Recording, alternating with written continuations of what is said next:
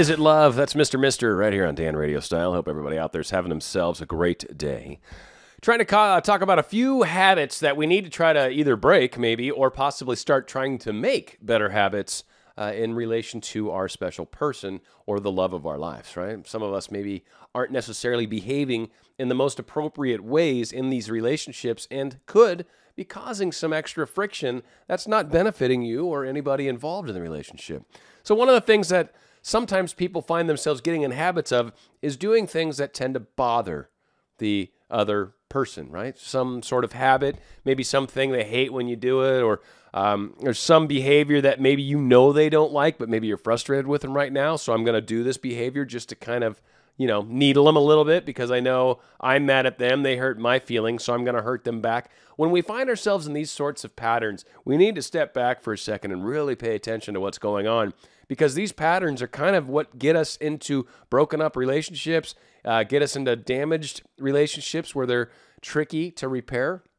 We can get ourselves into different patterns that can definitely lead us down paths that aren't beneficial to what we're trying to manifest in our relationship. So if you're doing things that are upsetting to your other person, step back for a second and let's look at why we're doing that and see if we can maybe repair that, because no good's going to be coming out of trying to bother somebody or upset somebody. And if you're doing it accidentally, let's look at why. Let's look at the patterns. Let's look at what's leading up to it. And then hopefully we can kind of come up with a way to sort of stop, or at least you can catch yourself when the trigger happens or whatever it is that sparks this behavior, and then you can kind of keep it from happening.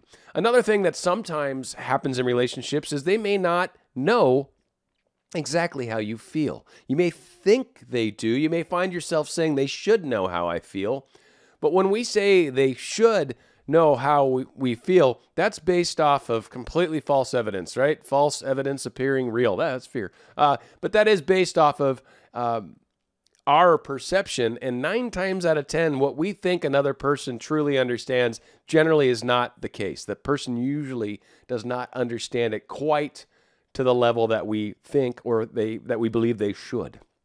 So if your significant person maybe questions how you feel, that can definitely lead to some issues down the road as well. So make sure that, life is short. So always make sure that the people that you love know it. Make sure that that's something that you share with them. It could be family, it could be friends, can be certainly your specific person. Make sure they know you care about them, if you, in fact, do. If not, then don't go around telling people you love them when you don't. But, again, you want to make sure that everybody that's really close to you definitely knows how important they are to you. Another thing that we want to make sure we don't do is stop waiting for somebody to ask for something from you that you know they want. You know they desire this. You know this is a behavior that they'd love to see you do.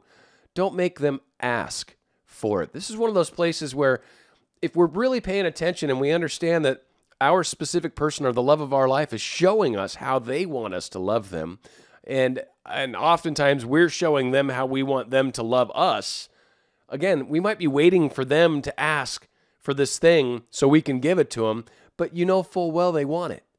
So let them have it. Be that way. Bring it up. Give it to them in advance, and you will find so many wonderful scenarios start to come from these moments where you're thinking about them.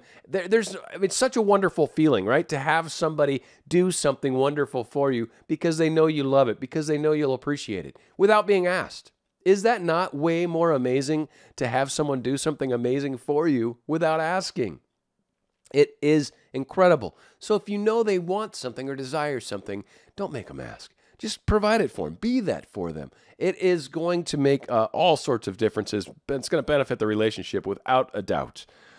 You also want to make sure to make time for each other. And what's also important, believe it or not, is to make time for yourself. A lot of people get into relationships and they find themselves kind of getting lost in the relationship itself. We sort of become so involved in the other person and everything they're interested in that we actually forget to love ourselves and to take care of ourselves. Now, there's also the other side of that where you can maybe get so tied up in work, so tied up in everything else that you're going through that by the time you get home to spend time with your loved one, you're just not in the mood, you're spent, you're done, you don't have the energy.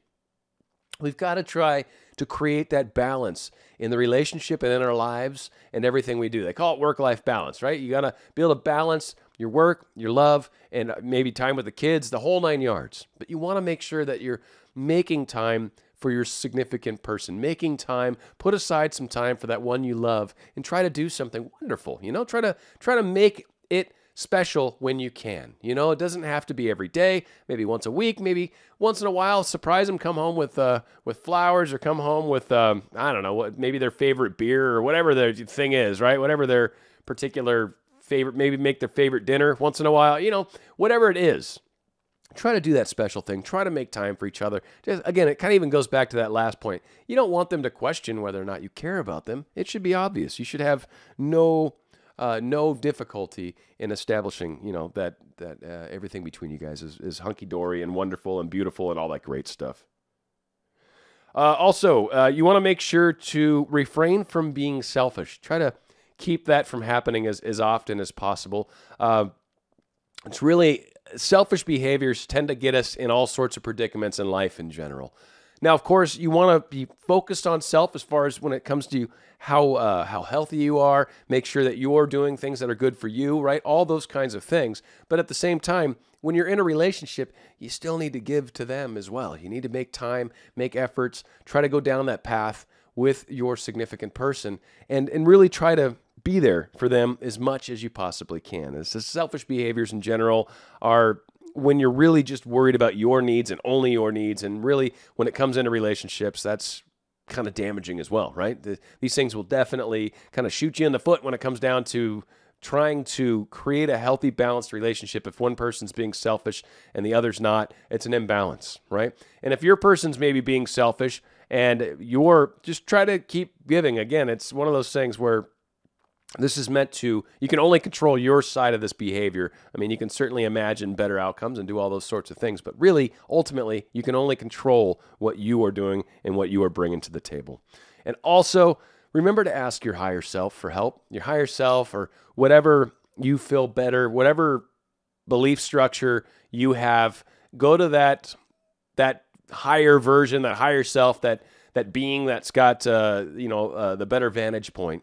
And ask questions, ask for guidance, be close, create that relationship with that aspect of yourself, that higher self aspect, or God, or whatever your thing is.